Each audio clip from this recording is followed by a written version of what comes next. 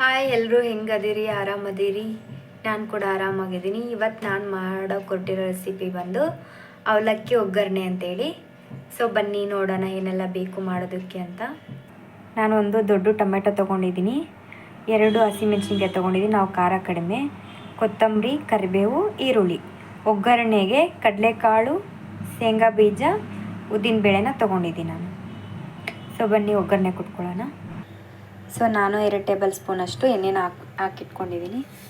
So ಇವಾಗ ನಾನು ಸಾಸಿವೆನ ಹಾಕ್ಕೊತಾ ಇದ್ದೀನಿ. ಫಸ್ಟಿಗೆ ಸಾಸಿವೆ ಆದಮೇಲೆ ಚಟಪಟ ಆದಮೇಲೆ ಜೀರಿಗೆ ಎಣ್ಣೆ ಹಾಕ್ಕೊಳ್ಳೋಣ.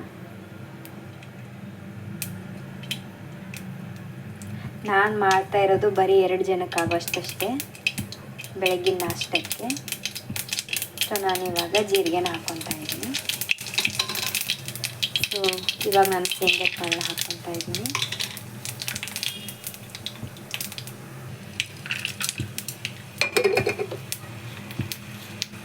ಕಡಲೆ ಬೀಜ ಹಾಕ್ಕೊಂಡಿದ್ದೀನಿ. ಇವಾಗ ನಾನು ಸ್ವಲ್ಪ ಉದ್ದಿನ ಕಾಳನ್ನ ಹಾಕ್ಕೊತಾ ಇದ್ದೀನಿ.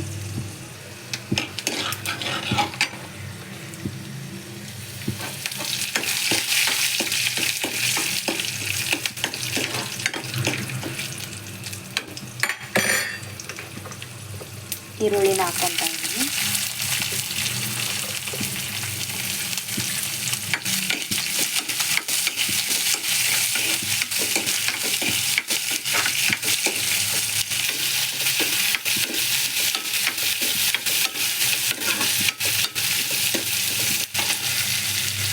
ಸೊ ನಾನು ಹಸಿಮೆಣಸಿನ್ಕಾಯಿನ ಹಾಕ್ಕೊತಾ ಇದ್ದೀನಿ.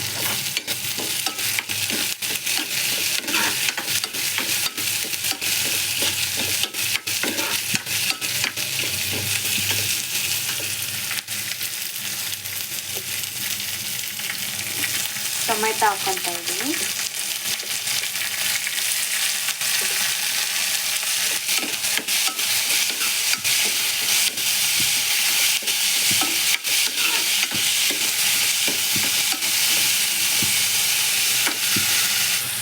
ಸೊ ನಾನು ಸ್ವಲ್ಪ ಉಪ್ಪನ್ನ ಸೇರಿಸ್ಕೊತಾ ಇದ್ದೀನಿ ರುಚಿಗೆ ತಕ್ಕಷ್ಟು.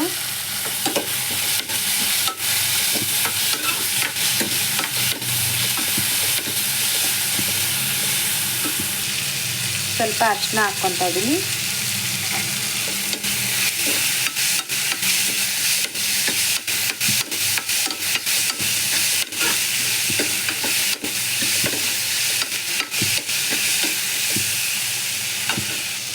ಸೊ ಸ್ವಲ್ಪ ಸಕ್ಕರೆನ ಹಾಕ್ಕೊತಾ ಇದ್ದೀನಿ.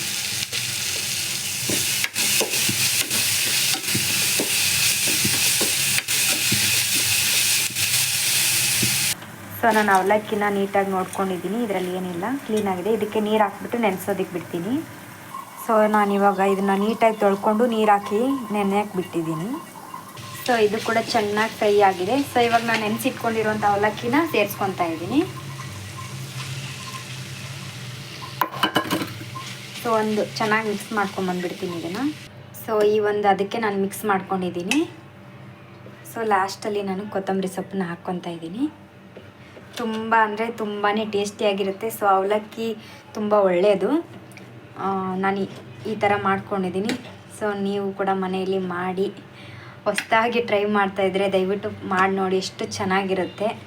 ನಮ್ಮ ಉತ್ತರ ಕರ್ನಾಟಕ ಕಡೆ ನಾವು ಜಾಸ್ತಿ ಮಾಡ್ತಾನೆ ಇರ್ತೀವಿ ಅವಲಕ್ಕಿ ಮತ್ತು ಉಪ್ಪಿಟ್ಟು. ಈ ಥರ ಮಾಡಿ ಯಾವ ಥರ ಬಂದಿದೆ ಅಂತ ಹೇಳ್ಬಿಟ್ಟು ಕಾಮೆಂಟ್ ಬಾಕ್ಸಲ್ಲಿ ತಿಳಿಸಿ.